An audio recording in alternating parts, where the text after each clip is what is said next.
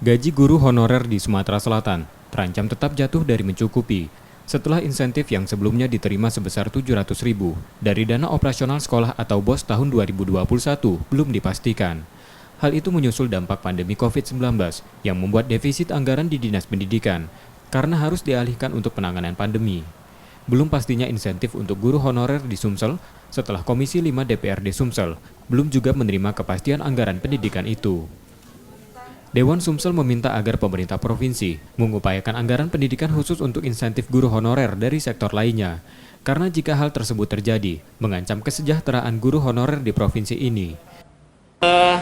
Ketika rapat dengan Dinas Pendidikan, kami mendapatkan laporan untuk tahun 2021 ini Pemprov Sumatera Selatan ternyata belum lagi menganggarkan untuk insentif guru honor. Nah tentu ini walaupun baru rapat peranggaran ini saya turut prihatin dan berduka. Jadi kemarin ketika dengan Dinas Pendidikan saya mengatakan innalillahi wa inna ilaihi rajiun. Kenapa?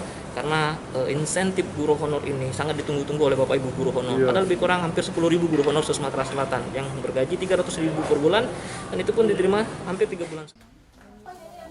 Di Sumatera Selatan tidak kurang ada 10.000 guru honorer, digaji Rp300.000 per bulan yang diterima 3 bulan sekali.